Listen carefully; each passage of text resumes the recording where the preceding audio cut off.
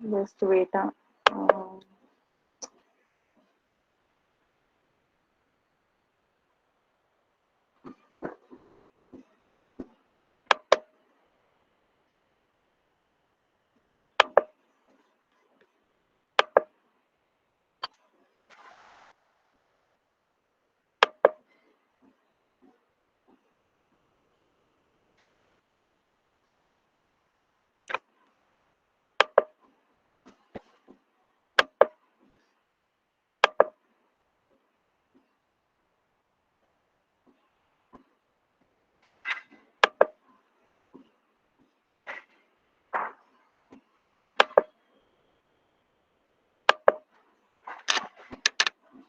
Yeah.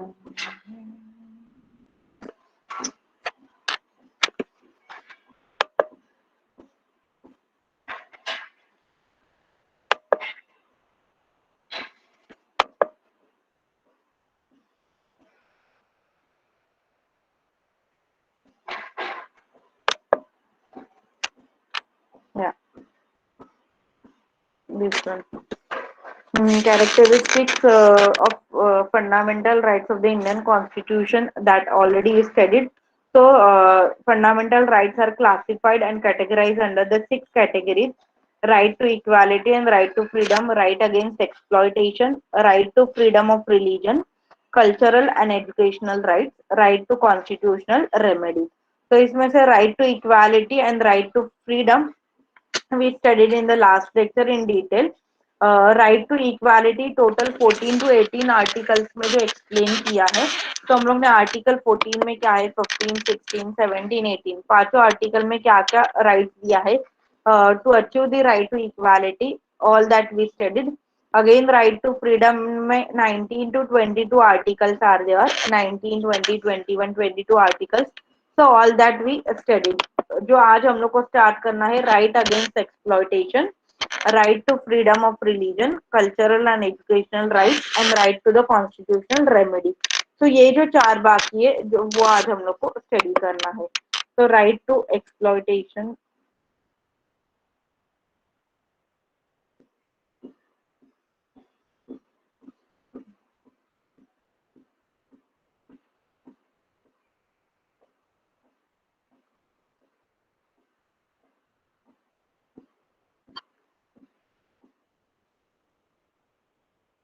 या right against exploitation.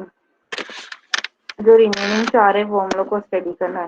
तो right against exploitation में अगेन आर्टिकल्स आर देयर, जैसे हम लोग ने right to equality and right to freedom में स्टडी किया था. So right against exploitation there are the two articles, article 23 and article 24.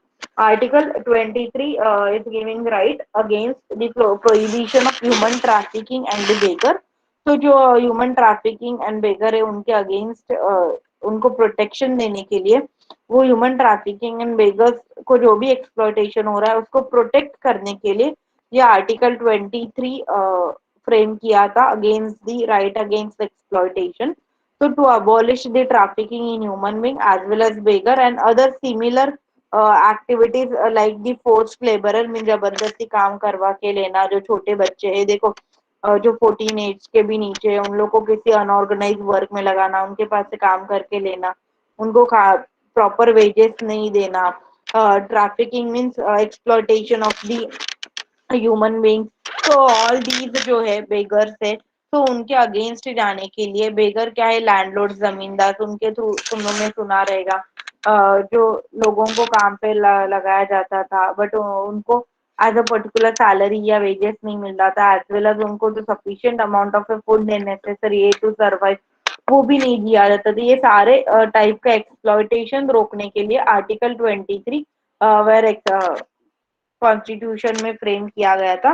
The constitution uses the term traffic in human being to abolish the exploitation of human as well as children or well as the crippled handicapped persons, immorals as well as undesirable purposes से जिन लोग को जबरदस्ती काम पे रखाया है, ये ऐसा सारा एक्सप्लॉयटेशन प्रोहिबिट अवॉइड अवॉइड करने के लिए, उनको प्रोटेक्ट करने के लिए traffic in human being term was explained in the Article 23 of the Constitution.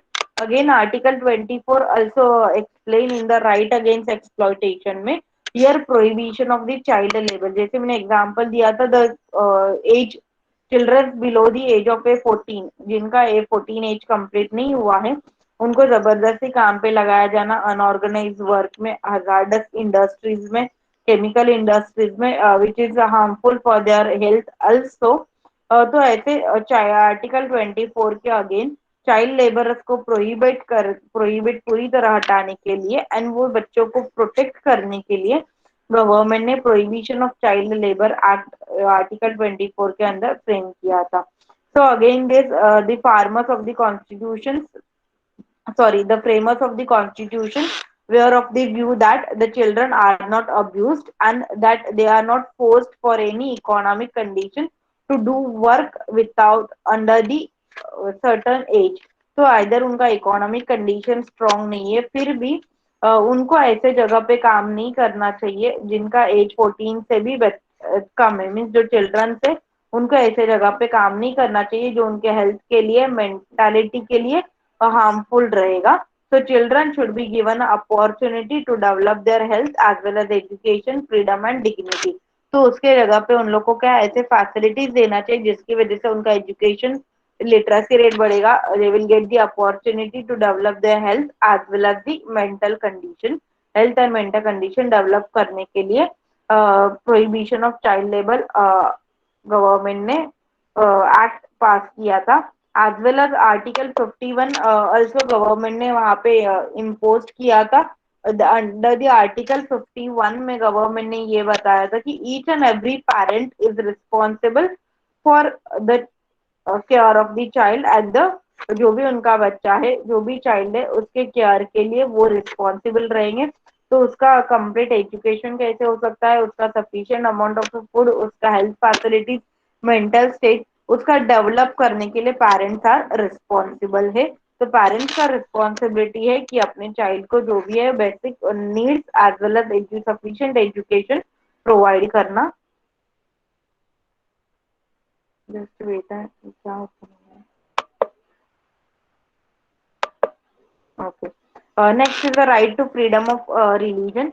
जैसे ईच एंड इंडिविजुअल को इक्वालिटी का राइट है, राइट टू स्पीच है, तो same there is a right to select your religion also. तो under this article 25, 26, 27 and 28 cover किया है under the right to freedom of religion, जहाँ पे each and every individual citizen has the right to select his own religion, हर एक को अपना religion select करने का राइट है। Now, Article 25 provides the right to freedom of religion, which entitles all person, हर एक individual को right देता है to practice, to preach as well as propagate any religion of their choice। वो कि अपने choice के according कोई भी religion select कर सकता है, वो religion के जो भी festivals है, जो भी rules है, regulations है, उसको वो follow कर सकता है। वहाँ पे किसी भी काइंड का बर्डन या प्रेशर नहीं रहेगा। नेक्स्ट इज आर्टिकल 25 के बाद article 27 says that there is a subject to public order, the morality, health, and every religious denomination or any section thereof shall have the right to establish and maintain the institution for religious as well as charitable purpose। उधर उन्होंने article 26 में ये explain किया कि हर एक religion को ये right है उनके मेंटेनेंस के लिए वो लोग ऐसा इंस्टीट्यूशन या कोई भी चैरिटेबल पर्पस के लिए इंस्टीट्यूशंस डेवलप कर सकते हैं। तो जैसे हर एक रिलीजन का कुछ संस्था रहता है जिसको हम लोग बोलते हैं इंस्टीट्यूशन, तो जहाँ पे हम लोग फंड डोनेट कर सकते हैं, चैरिटी दे सकते हैं, जिसके थ्रू वो लोग टेम्पल्स खड़ा करते हैं, उनके लोगों उनके रिलीजियस के डेवलपमेंट के लिए मेंटेनेंस के लिए खर्चा करते हैं। तो ऐसे इंस्टीट्यूशन एस्टेब्लिश करने का हर एक रिलीजन को राइट है कि they can establish and maintain the institution जहाँ पे उनके रिलीजियस पर्पजेस फुलफिल होगा as well as charitable purposes भी उनका फुलफिल हो सकता है। Manage its own affairs in matters of religion, तो हर एक रिलीजन को अपने जो भी मैटर्स है, जो भी प्रॉब्लम्स है, वो खुद को मैनेज करना है, जो भी अफेयर्स है, इश्यूज रहेगा वो खुद मैनेज करना है। as well as they can own and acquire the movable as well as the immovable property। Movable जो एक जगह से दूसरी जगह पे मूव हो सकता है, इमूवेबल जो शिफ्ट नहीं हो सकता है, मूव हो नहीं सकता है। So they can acquire like the property movable as well as immovable property। तो वो लोग कहीं पे भी एक पर्टिकुलर लैंड परचेस कर सकते हैं अपने इंस्टीट्यूशन सेटअप करने के लिए, या उनके रिलीजियस जो वर्चुअल से रिचुअल्स है उसको फॉलो करने के लिए, कंप्लीट करने के लिए। तो they can buy the any and own the and acquire the movable as well as immovable property anywhere in India, administer such property in accordance with the law। तो लॉ के according उनका property क्या होने वाला है, administer होने वाला है। लॉ में जो भी रूल्स है रेगुलेशन है उसके according they have to follow the rules and regulation to administer their property. Next उन्होंने दिया है कल्चरल एंड एजुकेशनल राइट। आज you know in India many languages religion already हम लोग ने फर्स्ट टर्म में स्टडी किया था, देयर आर 22 मेजर लैंग्वेजेस हैं। So each and every one have to select its own language. जैसे हम लोग को अपना खुद का रिलीजन सिलेक्ट करने का हक है, राइट है, वैसे हम लोग खुद का लैंग्वेज भी सिलेक्ट कर सकते हैं। So cultural and educational right is explain in article 29 and 39 में एक्सप्लेन किया है। Article 29 is giving protection of interest of minorities. जो माइनॉरिटीज लोग है, माइनॉरिटी का मतलब है जिनका पर्टिकुलर लैंग्वेज या रिलीजन का क्राउड बहुत कम है। जैसे हम लोग ने देखा था Hinduism is the major religion, and जो अदर है बुद्धिज्म, क्रिश्चियज्म, जैनिज्म, वो माइनॉरिटी में आते हैं। माइनॉरिटी मीन्स उनका जो क्राउड है, पॉपुलेशन है, वो बहुत कम है। तो ऐसे जो माइनॉरिटी है वो उनके इंटरेस्ट प्रोटेक्ट करने के लिए आर्टिकल 29 दिया है। तो any section of citizen citizen जो भी है जो इंडिया में रहते हैं, which in India they are living, they are the part of, they can select the any part of the language. वो कौन सा भी लैंग्वेज सिलेक्ट करते हैं, कोई भी कल्चर फॉलो कर सकते हैं। And they as well as they as the right to conserve the same, और वो प्रिजर्व करके भी रख सकते हैं कि मैं मेरा लैंग्वेज कैसे प्रिजर्व करके रख सकती हूँ, मेरा कल्चर, ताकि next to next generation follow होना चाहिए मेरे language and culture. as well as no citizen shall be denied to take admission in any educational institution maintained by state who is or receiving aid out of the state fund. तो ऐसा हर एक individual citizen को right है कि वो किसी भी education institution में खुद का एडमिशन ले सकता है।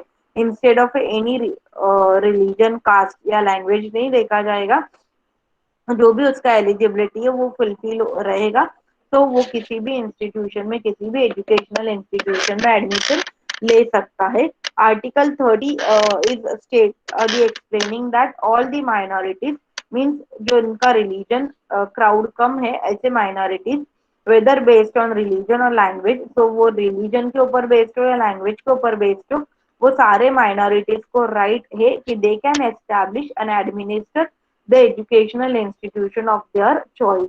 तो वो उनके educational institution and administration establish कर सकते हैं। जैसे एग्जाम्पल लो, मुस्लिम लोग हैं, उनका कुछ अलग एजुकेशन इंस्टीट्यूशन रहता है, जिसका नाम कुछ तो अभी मुझे याद नहीं आ रहा है, जहाँ पे वो उनके लैंग्वेज में एजुकेशन देते हैं। उनके जो बुक्स है मीन्स होली बुक्स है उसके बारे में एक्सप्लेन करते हैं, उसके बारे में बच्चे लोगों को नॉलेज देते हैं। कुछ मदरसा, हाँ मदरसा है क्या कोई यहाँ पे, आप मुस्लिम रिलीजन या है, हाँ मदरसा, एग्जैक्ट वही मुझे याद नहीं आ रहा था। तो ये क्या उनका एजुकेशनल इंस्टीट्यूशन है। ओके, तो each and every individual minority either it is based on language हो या रिलीजन के ऊपर, बट हर एक माइनॉरिटी को अपना इंस्टीट्यूशन, एजुकेशनल इंस्टीट्यूशन या एडमिनिस्ट्रेशन इंस्टीट्यूशन एस्टैब्लिश करने का राइट है। तो that is the right to select your religion, right to select educational institution, as well as right to select your culture, and last the right to the constitutional remedies। okay, just एक बीच में बाकी right to property. right to property, a formal and fundamental right। Article 21 explain this right to property act। No person shall be deprived of his property save by the authority of the law। तो जो law के according या rules and regulations के according each and every individual citizen को right है, he can own his property, वो खुद का पर्सनल प्रॉपर्टी ओन कर सकता है, ऑक्यूपाइड कर सकता है विदाउट एनी प्रेशर। तो जितना प्रॉपर्टी उसको कवर करना है वो उतना कर सकता है। तो article 19 and 31 guaranteed to each and every citizen that he has the right to acquire, hold and dispose of property। वो उसका प्रॉपर्टी एक्वायर कर सकता है, होल्ड करके रख सकता है, एज वेल एज डिस्पोज भी कर सकता है। That is the right to property which is a formal fundamental right. Means हर एक इंडिविजुअल को राइट है कि वो उसके प्रॉपर्टी को मेंटेन करके रख सकता है, जितना प्रॉपर्टी चाहिए उतना वो एक्सपांड कर सकता है, एज वेल एज उसको एक्सपोज कर सकता है, होल्ड करके भी रख सकता है। Next is the right to constitutional remedies. This right to constitutional remedies explain the Article 32, where the right empowers the citizen. They can move a court of law in case of any denial of the fundamental right। उनके पास उनके जो भी fundamental right दिया है, right to equity, right to freedom, right to speech, ये सारे right में से उनको कोई वो पर्टिकुलर राइट का यूज करने से कोई रोक रहा है, तो दे हैव द एम्पावर, अधिकार है, एम्पावर का मतलब है अधिकार होना, एम्पावर है to go to the court in case of the any denial of the fundamental right. कोई भी फंडामेंटल राइट उनके पास या प्रेशर राइट से उनको उसका यूज करने नहीं देते, तो उन लोग को राइट है कि they can go to the court. For example, in case of the imprisonment, the citizen can ask the court to see if it is according to the law, according to the rules and regulations of the country। तो हम लोग ये भी देख सकते हैं कि हम लोग को कोई इम्प्रीजनमेंट या कोई पनिशमेंट होता है तो वो रूल्स लॉ के अकॉर्डिंग है या नहीं है। so this right to the institutional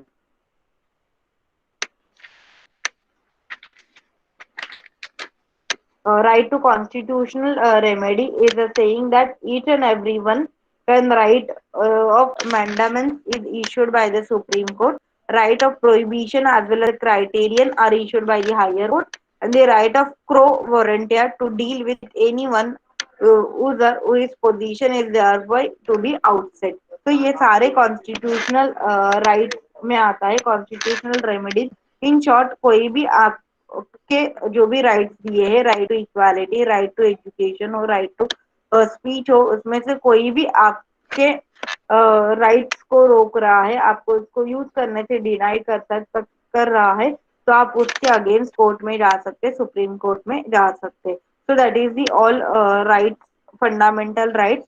total 6 categories and 6 classifications are there of Indian constitution of the fundamental rights. हमारे कॉन्स्टिट्यूशन के 6 फंडामेंटल राइट्स है जिसको हम लोगों ने स्टडी किया है, एंड जो आर्टिकल्स में एक्सप्लेन किया है, 14 to 18, 19 to 22, देन 22 से लेकर 26, ऐसे सारे articles and the total 6 fundamental rights वे are provided by the Indian Constitution to each and every citizen of a country। So is there any doubt? Here we finished our second module, that is a fundamental right।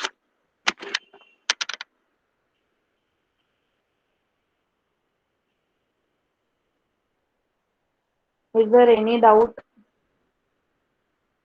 हम लोग ने यहाँ पे fundamental right study किया। पहले तो हम लोग ने ह्यूमन राइट स्टडी किया, उसके क्या क्या कैरेक्टरिस्टिक्स थे, फिर यूडीएचआर को डिटेल में स्टडी किया, universal declaration of human rights, उसके क्या क्या कैरेक्टरिस्टिक्स थे, एंड इंडियन कॉन्स्टिट्यूशन के फंडामेंटल राइट्स को स्टडी किया। तो टोटल कैरेक्टरिस्टिक्स उसके स्टडी किए, as well as total 29 articles भी हम लोग ने यूडीएचआर का स्टडी किया। 29 नहीं, 30 आर्टिकल्स जो यूडीएचआर का है वो भी हम लोग ने स्टडी किया है। UDHR universal declaration of human rights, जो ऑल ओवर दी वर्ल्ड सबके लिए यूनिवर्सली जो कॉमन डिक्लेयर किए हुए राइट्स है, वो भी हम लोग ने एक्सप्लेन किया है। So here we finished our second module, that is the fundamental rights, sorry, human rights। Next हम लोग का आर्टिकल थर्ड मॉड्यूल है, that is the ecology. Just wait, मैंने इसका शेयर नहीं किया था।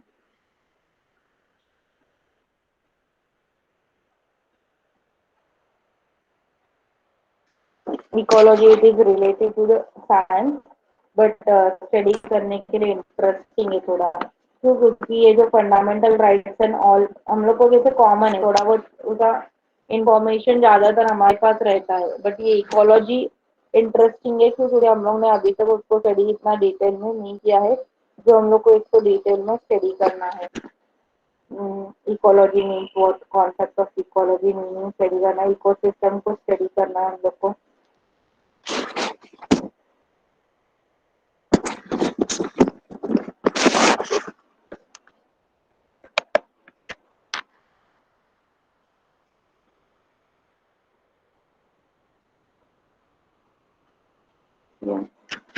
Chapter number third, that is ecology.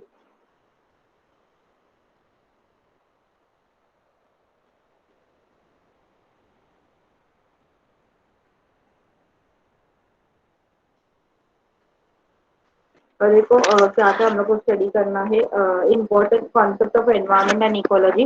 What is mean by environment? As you know, the environment is nothing but derived from the French word envire, and the incompose, encircle as well as surround etc. ये सारे word से related word है environment, and it is nothing but the surrounding in which we are living, जब लोग जहाँ पे हम लोग रहते हैं। प्रोजेक्ट झालं तर पाठवू शकतो का ड्यू डेटच्या आधी? हाँ, तुम लोग सेंड कर सकते हो। हाँ, प्रोजेक्ट का मैं आज बात करने वाली हूँ। जरा इसका हम लोग थर्ड मॉड्यूल का कॉन्सेप्ट देखेंगे, फिर प्रोजेक्ट का थोड़ा मुझे बात करना था आज। Okay, so environment is nothing but the surrounding in which we are living, which is operate with the air, water and land as well as natural resources. यहाँ पे सब interrelations ये सब रहेगा, और जहाँ पे हवा, पानी as well as जमीन है, वहाँ पे environment जिसको बोलते हैं। So it is consists of the biotic and abiotic elements. Biotic का मतलब है जो जिंदा है, and abiotic का मतलब है जो death हुआ है। तो living as well as non living element से जो बना हुआ है, दैट इज द एनवायरमेंट। तो ये सब थोड़ा इंटरेस्टिंग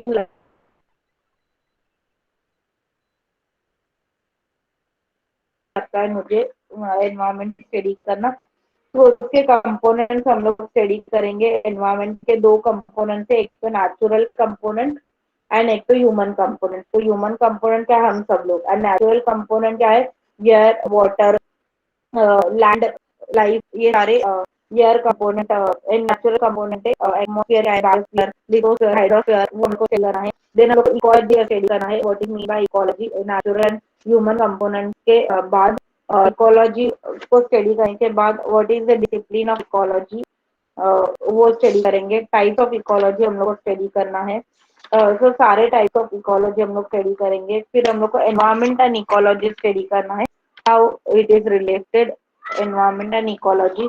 फिर हम लोग को एनवायरमेंटल डिग्रेडेशन क्या है वो स्टडी करना है, उसके क्या क्या कॉजेज है एनवायरमेंटल डिग्रेडेशन के, वो स्टडी करना है। उसकी इम्पैक्ट क्या है ह्यूमन लाइफ के ऊपर एनवायरमेंट डिग्रेडेशन का, जो एनवायरमेंट पॉल्यूशन बढ़ते जा रहा है, पेड़ पौधे कम होते जा रहे हैं, सॉइल डिग्रेडेशन हो रहा है, उसके हमारे लाइफ के ऊपर क्या क्या इम्पैक्ट है वो स्टडी करना है। Impact of the human, impact of environmental degradation on human life. तो ये इम्पैक्ट कम करने के लिए क्या क्या मेजर्स भी हम लोग ले सकते हैं, वो भी हम लोग को स्टडी करना है। जो हमारे ऊपर इम्पैक्ट हो रहा है ये सारा, जो अभी नेचर का देखो क्या है, अनसर्टन है। कभी भी बारिश होता है, कभी भी ठंड पड़ता है, कभी भी ज्यादा धूप होता है, जिसकी वजह से हम लोग बीमार पड़ते हैं। क्लाइमेटिक चेंज होता है। तो उसकी वजह से हम लोग क्या कर सकते हैं एनवायरमेंट का, हमारा डिग्रेडेशन रोकने के लिए, एंड हमारे ऊपर जो इम्पैक्ट हो रहा है। फिर हम लोग को कंपोज सस्टेनेबल डेवलपमेंट स्टडी करना है। What is mean bye sustainable development, and उसके कंपोनेंट स्टडी करना है। तीन कंपोनेंट है, social, environment and economic component. तो वो कंपोनेंट स्टडी करना है। And last is the poverty and environment. So how poverty is going to affecting the environment, and they are interrelated. Poverty and environment क्या है, दोनों एक दूसरे से इंटर रिलेटेड है, उसको स्टडी करना है हम लोग को। All these we are going to study in the chapter number third, that is the ecology, sorry module third. Ecology में हम लोग को स्टडी करना है। एंड वन मोर कॉन्सेप्ट हम लोग को स्टडी करना है, प्रिंसिपल्स कंटेन इन द रायो डिक्लेरेशन। राय, तो राय डिक्लेरेशन क्या है, उसमें क्या क्या प्रिंसिपल्स अडॉप्ट किया था, डिक्लेयर किया गया था ह्यूमन बीइंग के लिए, सस्टेनेबल डेवलपमेंट के लिए and economic as well as environment degradation रोकने के लिए। तो वो क्या क्या प्रिंसिपल्स है वो भी हम लोग को स्टडी करना है। वो सिलेबस यहाँ पे नहीं दिया है कंटेंट में, बट उसको भी हम लोग स्टडी करेंगे क्योंकि वो थोड़ा इंटरेस्टिंग है। रायो डिक्लेरेशन, ओके, जो कॉन्फ्रेंस हुआ था एनवायरमेंट एंड डेवलपमेंट के ऊपर 1992 में, वो कॉन्फ्रेंस में उन्होंने क्या क्या प्रिंसिपल अडॉप्ट किया था एनवायरमेंट डिग्रेडेशन रोकने के लिए and economy as well as environment को इम्प्रूव करने के लिए। तो वो प्रिंसिपल्स हम लोग को देखना है, वो प्रिंसिपल्स भी स्टडी करेंगे हम लोग। टोटल 27 प्रिंसिपल्स है, एक एक लाइन में ही है, ज्यादा डिटेल में नहीं दिया है। तो जस्ट उसको हम लोग देखने वाले। So this is all about your third module को हम लोग को स्टडी करना है। फर्स्ट एंड सेकेंड यहाँ पे हो गया, जो ज्यादा लेंदी नहीं था, छोटे ही थे एंड बेसिक कॉन्सेप्ट थे। थर्ड फोर्थ फिफ्थ हम लोग का थोड़ा लेंदी है, जहाँ पे हम लोग detail and interesting topic study करेंगे रिलेटेड टू द एनवायरमेंट। तो थर्ड वाला है ecology, fourth is understanding stress and conflict and managing stress and conflict, fifth वाला। तो हम लोग नेक्स्ट लेक्चर थर्ड वाला मॉड्यूल स्टार्ट करने वाले हैं। हाँ, प्रोजेक्ट का मुझे ये बताना था, जिनका प्रोजेक्ट कंप्लीट हुआ है before the date you can submit, क्योंकि ऑलरेडी गूगल क्लासरूम पे मैंने असाइनमेंट रेज करके रखा है, एफसी प्रोजेक्ट सेम टू करके। जस्ट बेटा मैं देखती हूँ क्लास वर्क का, मैंने यहाँ एफसी प्रोजेक्ट सेम टू करके मैंने यहाँ पे सबमिट किया है, असाइनमेंट रेज किया है। जिनका कंप्लीट हुआ है वो सबमिट कर सकते हैं। तो यहाँ पे ऑलरेडी 12 स्टूडेंट्स ने असाइनमेंट सबमिट, सॉरी 12 नहीं, 16 स्टूडेंट्स ने असाइनमेंट सबमिट किया है।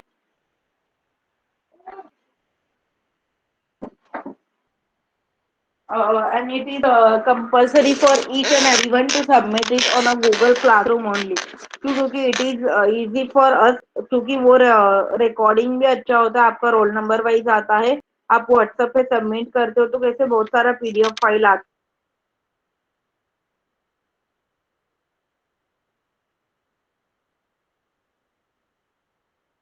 उसमें कभी कभी बाय मिस्टेक डिलीट हो सकता है। तो उसकी वजह से टोटल 16 लोगों ने तो किया है। Total back and BBI total strength मिला के कितने लोग हैं, मुझे कोई बता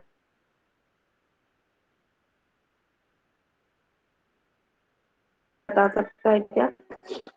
बैक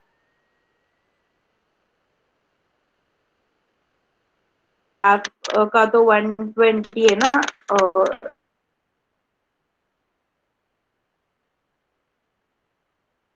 मिला के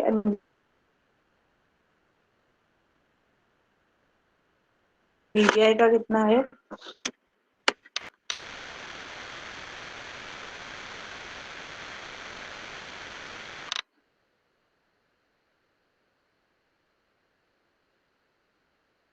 बीबीआई का स्टूडेंट कितना है? 53 ऐसा।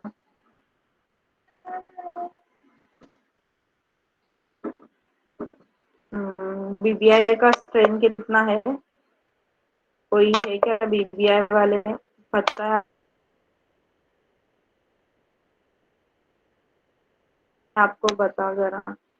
बैक का 120 है बराबर ना?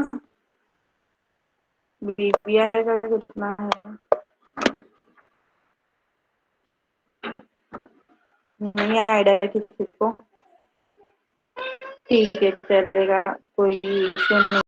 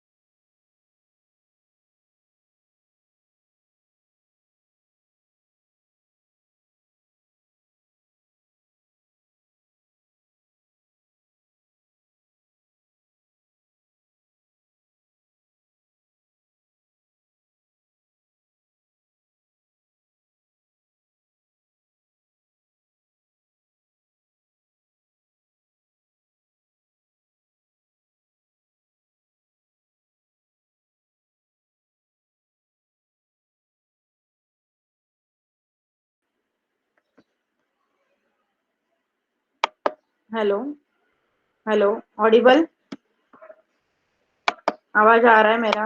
मेरा यस। आ गया यस था। मैम। हाँ, ओके, आ रहा है ना? ओके, तो देखो 16 स्टूडेंट्स ने सबमिट किया है FY bag A division, roll number 4, 5, 21, 28, 29। तो FY बैग ए डिवीजन में से 3, 4, 5 लोगों ने सबमिट किया है। Then B division, roll number 5, 7, 10, 21, 23, 35, 38, 41। ये है FY back B division. And BBI में से रोल नंबर 10, 14 एंड 22, ये 3 लोगों ने सबमिट किया है BBI में से। ओके, अभी और ऐसा कोई है कि जिन्होंने सबमिट किया है बट मैंने रोल नंबर कॉल आउट नहीं किया?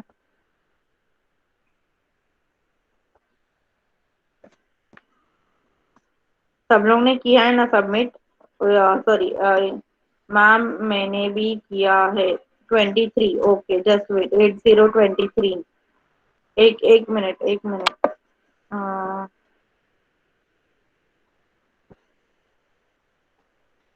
ऐसे बहुत सारे लोग हैं ना Muskan? At zero yes to ma'am. मेरा गूगल ट्राई। एक एक जन बोलो ना मुझे तो।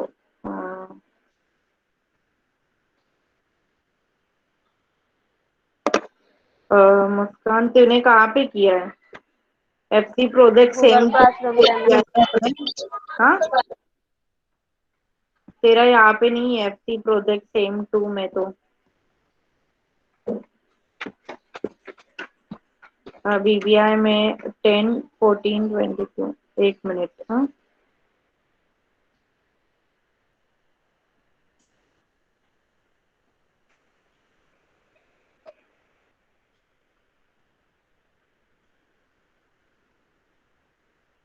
हम्म,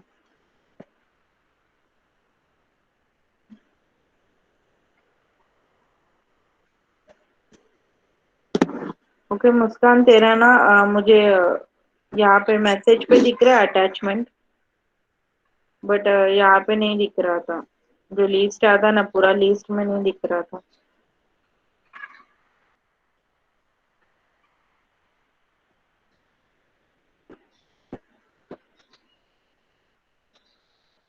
ओके।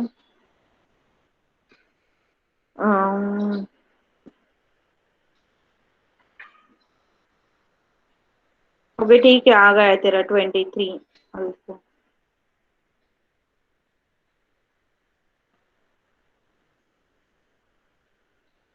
और उसके बाद किसका था? अ, मेरा 7028। हाँ, तेरा मैंने किया ना। बैक वालों का नंबर रिपीट करो। 7040। बैक वाले देखो, 7004। हाँ, ए डिवीजन, हाँ, ए डिवीजन, रोल नंबर 4, 5, 21, 28, 29। ये था ए डिवीजन।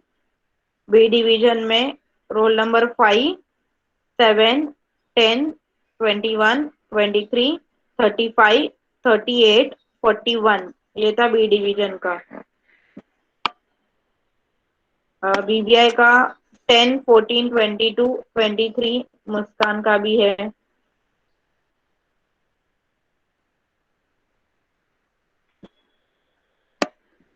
अभी वन मोर थिंग देखो, अभी यहाँ पे कोई है क्या? मैं नाम बताती हूँ।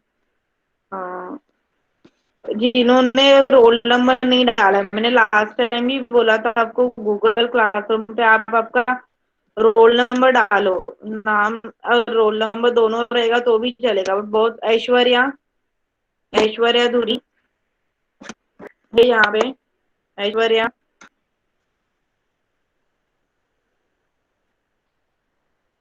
ऐश्वर्या धुरी। कोई उसके कांटेक्ट में रहेगा तो उसको बताना, गूगल क्लासरूम में रोल नंबर डालो। नाम डालो तो भी चलेगा, बट पहले रोल नंबर डालो फिर नाम लिखो। फॉर एग्जाम्पल, आपका रोल नंबर 8045, तो 8045 ऐश्वर्या धुरी ऐसे डालो चलेगा, बट जस्ट नाम मत डालो।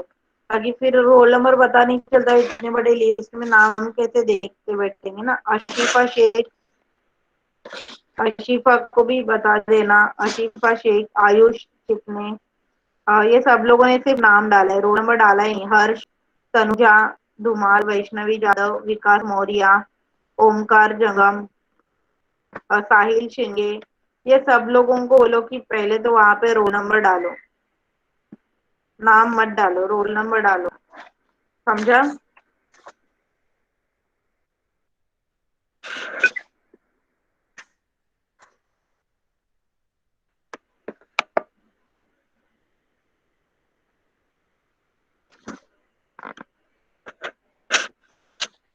अभी ना कैसे हुआ है, 70-20।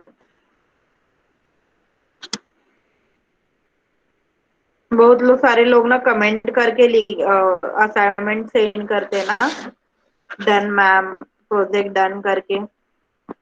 तो तभी भी क्या होता है, उनका प्रोजेक्ट साइड में आ जाता है, विद कमेंट वाले बॉक्स में आता है। तो वहां पे भी कभी कभी मेरे पास जो अलग लिस्ट आता है वहां पे नहीं आ रहा है। तो विदाउट कमेंट करके चलेगा, डायरेक्ट फिर फाइल अटैच कर दो। सिर्फ मैंने एफसी प्रोजेक्ट सेम टू जो असाइनमेंट रेज किया है वहां पे अटैच करना है, जस्ट कमेंट एंड ऑल कुछ मत करो, चलेगा? अशीफा शेख, 7143 रोल नंबर है ना? अशीफा है यहाँ पे अभी, 7143 आशिफा है ना यहाँ पे? हाँ बेटा, तो तूने फाइल ही अटैच नहीं किया, जस्ट कमेंट कर दिया, छोड़ दिया। तेरा फाइल मेरे पास अटैच, एक मिनट, फिर से एक बार देखती हूँ रिफ्रेश करके।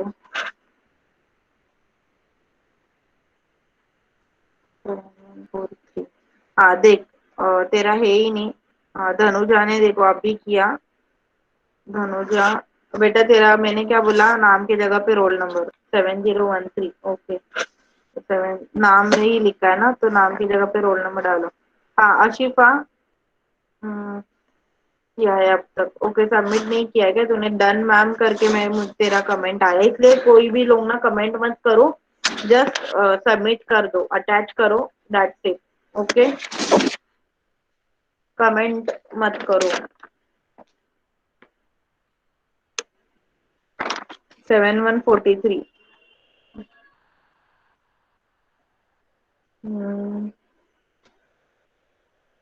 मेरे यहाँ पे आया है तेरा 7143। हाँ डन मैम करके देख ना, तूने 5 पे कुछ ये मैंने असाइनमेंट दिया था क्या आपको दूसरा?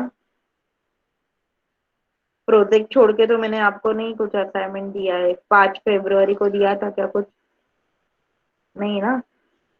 है तेरा मेरे पास तो है, आशिफा शेख, डन मैम 7143 करके। वहां पे कुछ अटैचमेंट ही नहीं, ना असाइनमेंट है ना प्रोजेक्ट है। वो भी ठीक है, चलेगा, गलती से हुआ रहेगा तो भी। बट ये एक याद रखना, कमेंट मत करो, डायरेक्ट सेंड करो। और जिन्होंने नाम लिखा है, तुम लोग का नाम रहने दो चाहिए तो, बट पहले रोल नंबर फिर नाम डालो। हाँ तो ऐसे करोगे तो बराबर सीक्वेंस में आता है, नहीं तो जिन लोग का नाम है वो फिर बाद में चला जाता है। रोल नंबर डालोगे तो बराबर रोल नंबर वाइज वो डेटा सेव हो जाता है गूगल क्लासरूम पे, मेरे पास प्रोजेक्ट। इसलिए नाम डालो, फिर नंबर डालो ना, पहले रोल नंबर डालो, फिर बाद में नाम नहीं लिखा तो भी चलेगा, रोल नंबर इम्पोर्टेंट है मेरे लिए। जस्ट वेट, में अटेंडेंस लेती हूँ, वेट तो एक।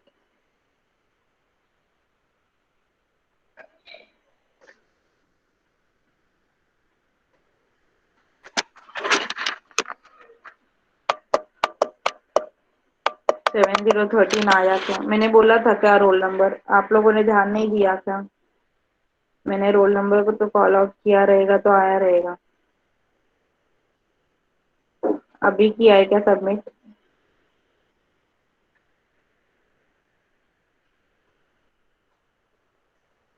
आ जाएगा बाद में, अभी तक तो नहीं आया।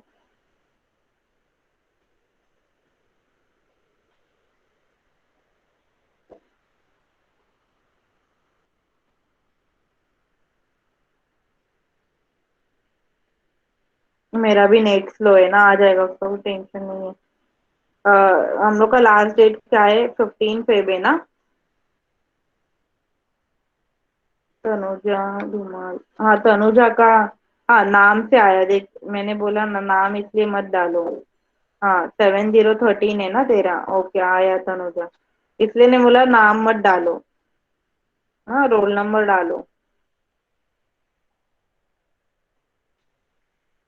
ओके, जस्ट वेट, मुझे हल्की अटेंडेंस लेने दो।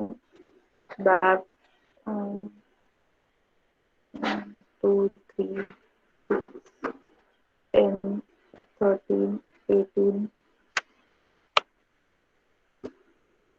21 21 22 23 24 27 28 36 40 47 48 49 53 58 60 B division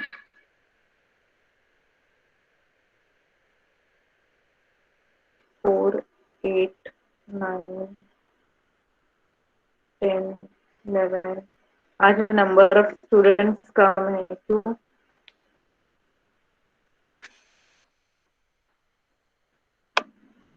22 के बाद 28 30 30 33 34 35 37 38 41 143 BPI 1 3 4 10 11 12 14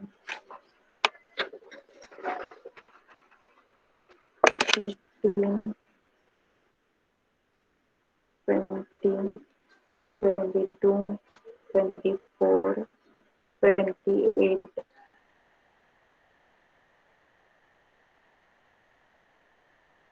31 37 41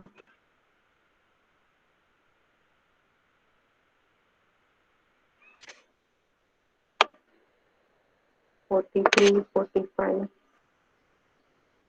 45 47 23 ओके। जो भी प्रोजेक्ट का रहेगा सबमिट करो, मैं 12 13 तारीख तक एक बार ग्रुप में डालेगी कि किसने सबमिट किया है। हाँ, 2 दिन पहले, तो जिनों का भी नहीं रहेगा वो पता चल जाएगा। Okay, thank you, bye.